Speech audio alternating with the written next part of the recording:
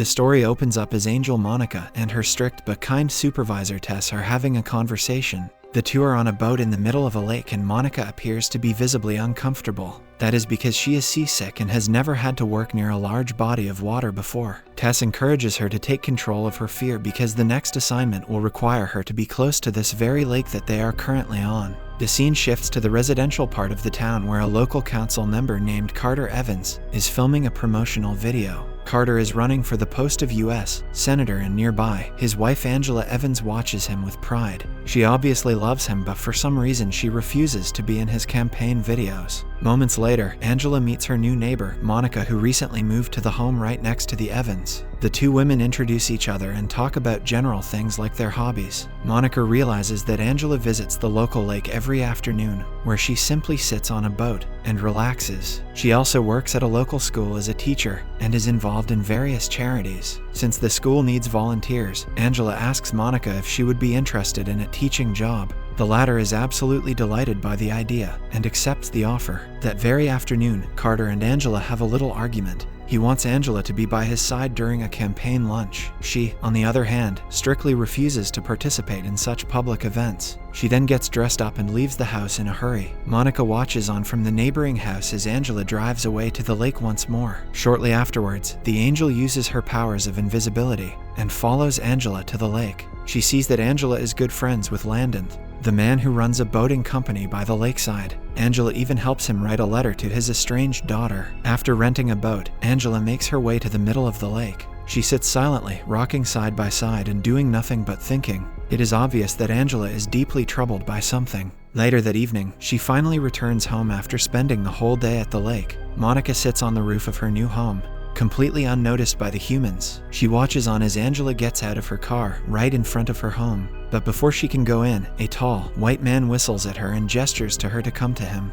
Angela nervously goes to him and the two have a hushed conversation. It looks like the councilman's wife might be having an affair. The following day, Monica begins her volunteering work at the local school. She is great with children and helps them plant bean sprouts on small pots. She is soon joined by Angela, who had been talking to her husband only a few minutes ago. The latter reveals that she has finally agreed to join Carter in a campaign dinner later that night. Angela even invites Monica to the dinner, and the angel gladly accepts the offer. However, that night at the dinner, the reason behind Angela's weird behavior towards her husband becomes crystal clear. Carter hosts the party and gives a rousing speech in front of a packed house. Meanwhile, Angela sneaks away from the dinner with the same white man that she met in front of her house. Of course, Monica follows her without being seen and sees the two get into a room. Soon afterwards, Angela comes out sobbing and with bruises on her face. She is quickly joined by Monica, who admits seeing Angela get into a room with the man. The man's name is Matthew, but Angela isn't having an affair with him. In a shocking twist, Angela reveals that she used to be a high-class call girl during her college days, and Matthew used to be her pimp.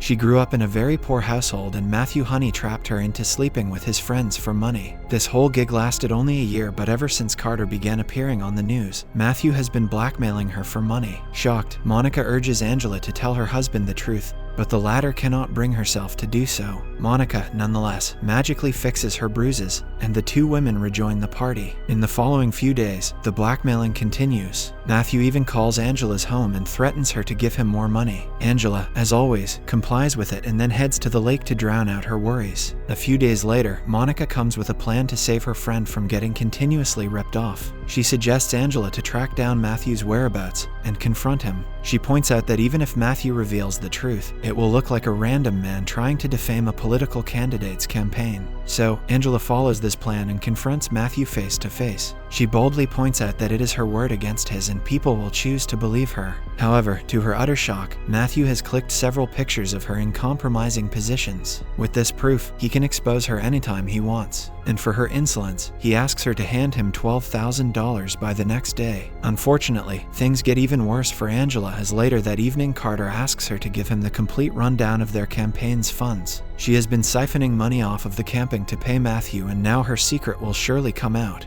The next morning, Angela decides that she cannot take this any longer. She heads to the lake without any life jacket and thinks about ending her life. She even punctures a hole in her boat and slowly begins to sink down. But at this crucial moment, Monica communicates with her telepathically. The angel shows her all the harrowing scenes of her students, her friend Landon, and her husband after her death. This changes Angela's mind and she decides to give life another chance. She also sees Monica in her angel form, beckoning her to swim ashore. Eventually, she makes it to the bank where Monica is waiting for her. The latter admits to being an angel and encourages her friend to tell her husband the truth. Soon afterwards, they reach back home and Angela finally has a heart-to-heart conversation with her husband. She tells him about her dark past and says she never wanted to hurt him. That is why she stayed in the dark, so that no one would see her and get a chance to derail his campaign. The relieved Carter embraces her and reveals that he had suspected she was having an affair instead. Now that things are all clear, the husband and wife decide to tell their story to the press. Episode 5. For her next task, Tess takes Monica to the rooftop of a school building.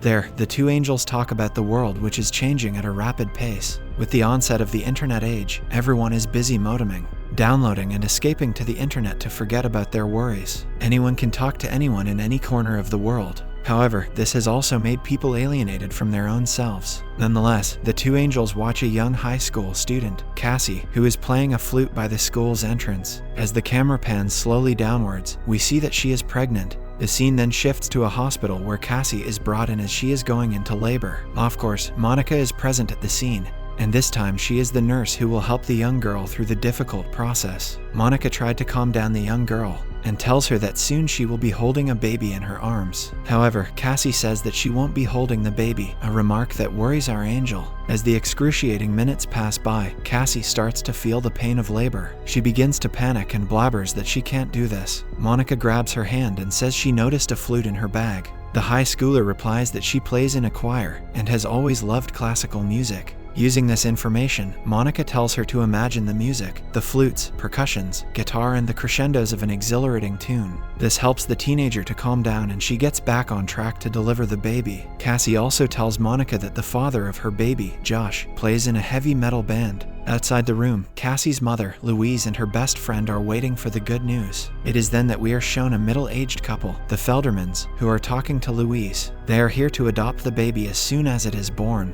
While the best friend doesn't seem too bothered by this, Louise has a deeply saddened look on her face. Back inside, Cassie finally gives birth, thanks to Monica being by her side. She, however, refuses to hold or even look at her newborn daughter. The teenager is well aware that she will have to eventually part ways with the child, so prefers not to get attached to it. The Feldermans, on the other hand, are utterly happy when they see the child. They have found their daughter after trying and failing to have a baby for several years. The following morning, Cassie's boyfriend, Josh, arrives at the hospital. He gets a brief glimpse of his newborn before heading to meet his lover. Turns out, last night, he was playing in a town that is 50 miles away from the hospital. The young couple talk about their newborn, and it is obvious that they both have some unresolved regret about the decision to give the baby away. Josh also reveals that he will be on the road with his band, playing at different venues. He wants Cassie to come with him and promises to give her a bright future. Moments later, Louise enters the room with adoption papers and Josh signs them. The mother and daughter, however, do not talk to each other. That night, while talking to Monica, the poor teenager breaks down into tears. She can no longer take it and wants to hold her baby. She is also unsure about her decision to give away the baby for adoption. In response, Monica tells her that she must make a decision with love for the baby and not for herself. Later, Cassie asks another nurse to bring her baby. The teenager holds the little newborn for the first time and immediately fills with motherly love. Cassie then changes her mind and quickly runs away with the baby. Hours later, Monica comes to check on Cassie only to realize she is gone.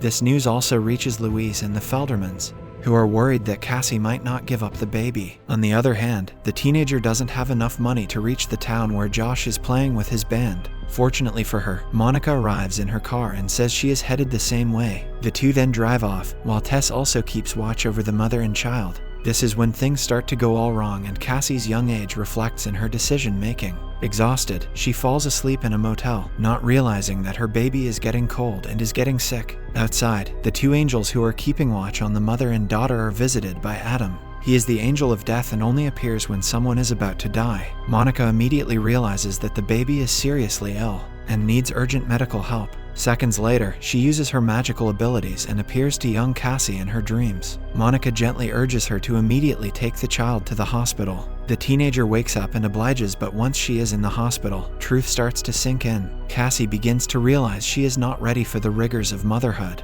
After yet another heart-to-heart conversation with Monica, she decides to return home and give the baby to the Feldermans. Cassie then heads home and embraces her mother. Turns out, Louise never hated her daughter or judged her decisions. She only wanted to see Cassie healthy and feared she would do something stupid. At the infant dedication ceremony, Mrs. Feldman announces that she and Ben have named their baby Faith. Cassie asks for a moment with her daughter and plays the flute for her legacy of music that runs in the family. Episode 6. A few weeks later, Monica is in the middle of a meadow. In front of her are big piles of papers and a computer through which Tess is bellowing orders at her. The old supervisor tells Monica to learn about taxations because she will be dealing with a lawyer next. A confused Monica says she should be learning about law if she is dealing with a lawyer. Turns out, her next mission is a junior legal assistant named Charles Hibbard. The scene shifts and we get a glimpse inside the life of Charles. He is a very hardworking man and works at a firm that deals with legal matters pertaining to inheritances. Monica appears in his office and says she is his new secretary. However, Charles immediately gets nervous on seeing her.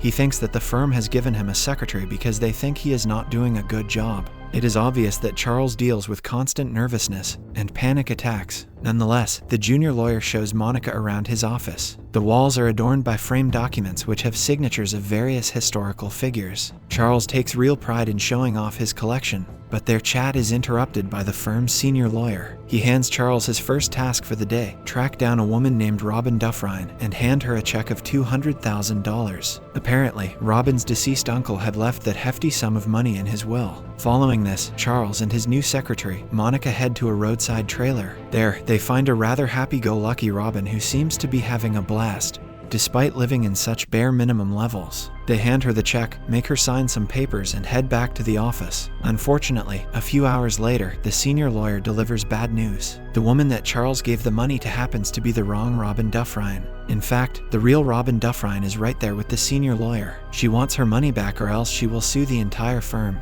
The senior lawyer then tells Charles to get back the money within the next 48 hours, or else he will be fired. With no other options left, Charles and Monica then head back to the trailer to talk to free-spirited Robin. Their bad luck continues as they come to know that Robin has moved to a bigger apartment nearby. They soon reach the new apartment and convince Robin to give back the money. Rather surprisingly, she readily agrees to hand over the cash. The only problem is that she has spent $70,000 of it. In the next few hours, Charles, Monica, and Robin then return back all the stuff the latter bought. This includes canceling her apartment lease, a giant chandelier, a giant Egyptian mummy statue, and several brand new shoes. They recover a substantial amount of money thanks to Robin being an easy-to-deal-with person. Next, they head to a shady-looking biker bar where Monica had lent her ex-boyfriend, Sully, a whooping $17,000. They find Sully, but as expected he refuses to cough up even a single penny. However, Monica startles the big burly biker with some amazing billiard game tricks. She promises to teach him the trick if he gives them the money. Initially, Sully refuses to do so, but then Monica points out that he can make a lot of cash if he learns her secret trick.